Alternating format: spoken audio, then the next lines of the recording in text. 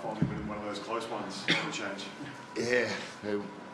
Well, on that question, you know, we've lost a lot of those ones over the last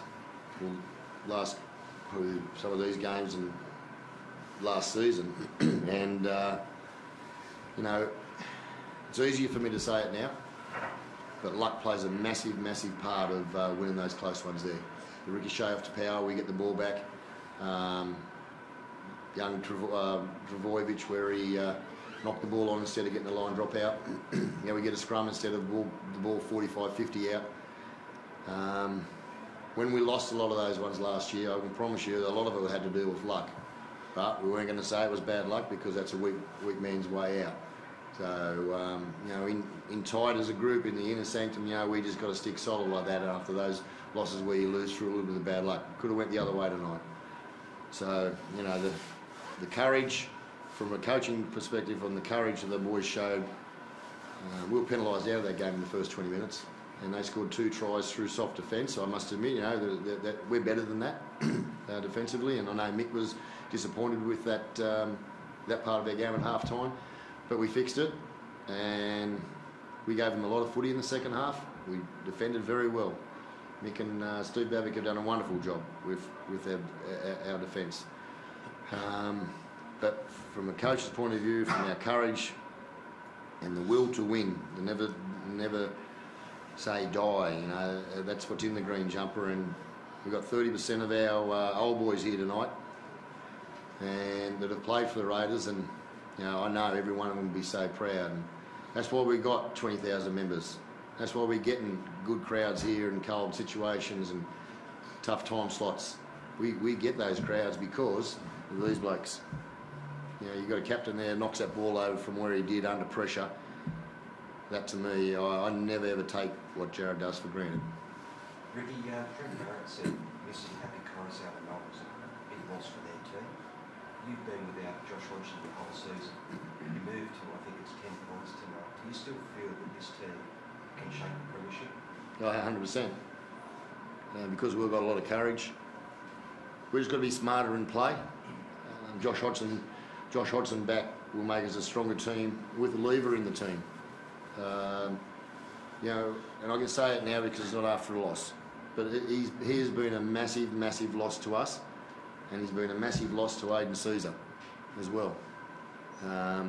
What Lever Avilli has done this year as a young boy come into a brand new team with brand new halves, he's been so good for us, and you know, he's helped us be on 10 points. But getting Josh back is going to be a massive boost for the whole team, just mentally as one of our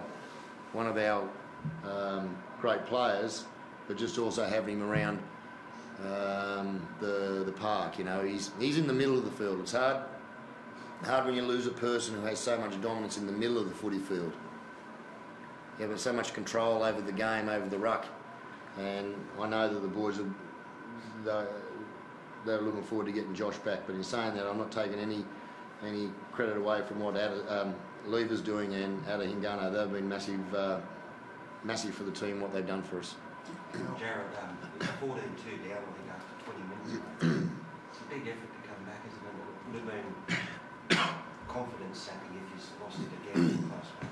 Yeah, it would have been. Like I said, it's easy to say it would have been that after winning, obviously, but 14-2 down, I wasn't worried about the scoreboard, and I never am really worried about the scoreboard because I know we've got points in us, but for us the first 20 minutes, I think we just tackled, and the more disappointing thing for me was the 2 tries we did, and like Rick said, were quite soft for our standards, and that was the disappointing part for me. It wasn't actually the scoreboard, it was the way they scored those 2 tries, but for us to get our way back into that game at half time and be down by 2, like I said, we put ourselves back in it, and then we just had to be smart that second half, and maybe we weren't, but we weren't smart at all, but we were courageous, and thought once we did get our heads back on and got the ball back, we were still lucky enough to have 5 or 6 minutes there to get ourselves out of it. And like I said, someone asked me if it felt calm. It felt calm on the sideline. Someone said it, and I said, yeah, it was. It was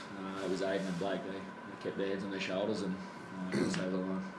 Ricky, the temperament of Aidan well, the last few minutes, I guess, but just to slot that field goal, must be pretty proud of him.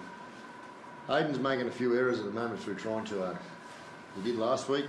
We had some good passages of play last week, and you know, call me sure loser. I don't care what it is, but we were unlucky to lose last week. We were in a position to win that game, but we're just not closing them out.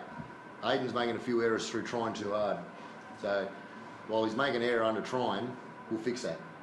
When the bloke's not having a go, and to his credit, he came and saw me after the game last week. Didn't want to say anything during the time I was talking after the game when I said we should have kicked a field goal. And he said it was in my head, and I was really happy that it was in his head to kick a field goal last week. He didn't take the shot, well, okay, but as long as he's thinking about it. Tonight, it was well and truly in his head. Wasn't the nicest one, but it's a lot better than a pretty one missing. How much has he sort of grown without Josh though? I think he'd be better for. I think he'd be better for the play without Josh so far this season. It's probably not better for the team, but I think Aiden will grow a leg when Josh comes back. The team will, but we can't hang our hat on Josh Hodgson either. Josh Hodgson's got to come back and play his football. He can't come back and try and think he's going to be saving the day for us. I mean, we've got a football team that's just going to be nice adding in a good footy player. But I've been saying that, you know, it was so good to win tonight with all our past players here.